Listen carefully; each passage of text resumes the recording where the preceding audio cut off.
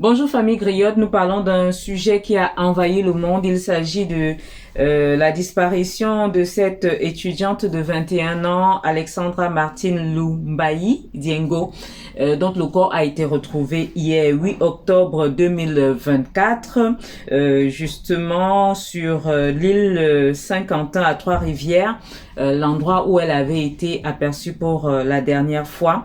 Alexandra était une étudiante brave qui était présente sur les réseaux sociaux, notamment TikTok, et sa dernière vidéo a ému plus d'un. Dans cette vidéo, justement, elle parle de la fin. Est-ce qu'on peut savoir quand la fin arrive, etc. Donc des questionnements très philosophiques qui poussent plusieurs à dire que c'était une brave jeune femme intelligente.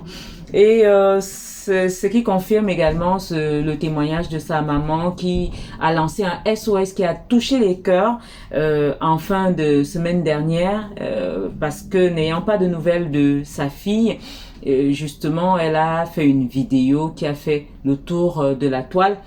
Suivez un extrait de cette vidéo en question. Maman n'arrêtera pas et le Seigneur est avec toi. Le Seigneur sera toujours avec toi. Et le Seigneur ne va pas t'abandonner. Le Seigneur ne va pas m'abandonner moi. Le Seigneur ne m'abandonnera pas. Alors je vous en supplie, aidez-moi à retrouver ma fille. Aidez-moi à retrouver mon bébé. Cela fait des jours que je ne bois pas, je ne mange pas, je ne dors pas, je ne sais même plus comment fermer l'œil ni comment vivre. Je demande à tous ceux qui vivent à Trois-Rivières, s'il vous plaît, aidez-moi à retrouver mon bébé.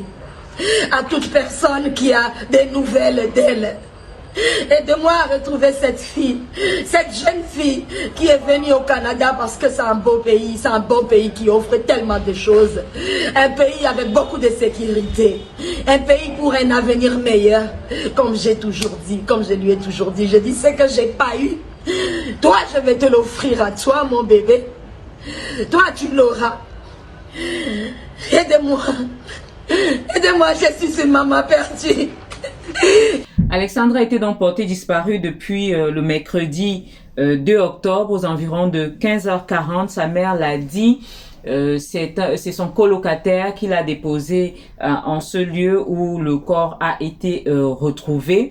Et donc les images émouvantes de ce corps retrouvé et puis même des directs de certaines personnes de la communauté qui étaient présentes sur les lieux. Juste pour rappeler comme ça en passant, peut-être c'est pas très important, mais quand même, c'est de dire que cette jeune femme, ça peut être votre sœur, ça peut être votre fille. C'est cette jeune femme qui était donc née au Cameroun. Suivons un extrait du retrait de son corps à l'île Saint-Quentin à Trois-Rivières. Même loin, les bateaux ici, il y a les femmes qui venaient chaque jour au moins.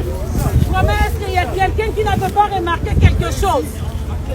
Laissez un peu l'injustice, il y a personne ici, c'est un site touristique quand même. Ne nous dites pas rien, nous envoyons nos enfants ici parce que nous connaissons tous que le Canada, c'est le pays qui sécurise, c'est le dernier pays que nous savons que nous sommes en sécurité. Et donc, c'est une situation qui émeut, qui attriste, qui met en colère à la fois.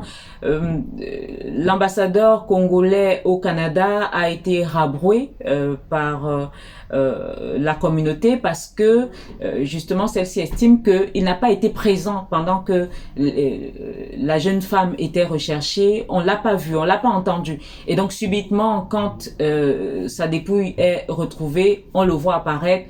Il a donc été rabroué, comme vous le voyez dans cet extrait.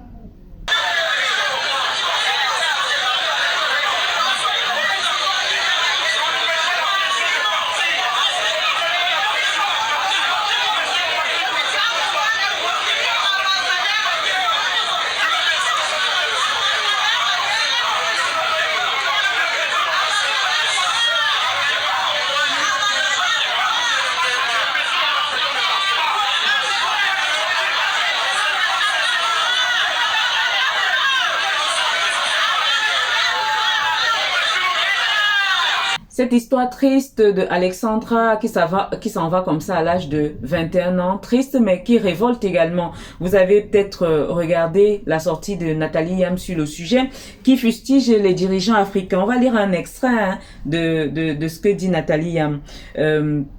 Au moment où j'écris ces mots, on ne sait pas quelle est la cause du décès, mais j'affirme que si nos pays étaient sécurisés, si leur système scolaire, universitaire était au top, s'ils étaient industrialisés, s'il y avait du travail pour les jeunes et les moins jeunes, si la vie humaine, celle du citoyen lambda, avait autant d'importance que celle du président de la République, des ministres, de leurs femmes, maris et de leurs enfants, alors on est fondé de penser qu'Alexandra serait encore en vie. Et donc c'est comme un coup de gueule à l'issue de cette situation qui nous attriste tous en tant qu'Africains et qui nous interpelle tous, qui interpelle les gouvernements, qui interpelle les gouvernants, qui interpelle justement l'ensemble du peuple africain. Et c'est donc cette triste histoire d'Alexandra qui se referme comme ça. On peut imaginer la tristesse de sa maman, parce que comme elle le disait dans sa vidéo, c'était Alexandra et maman contre le reste du monde. Nous demandons à cette famille de rester forte.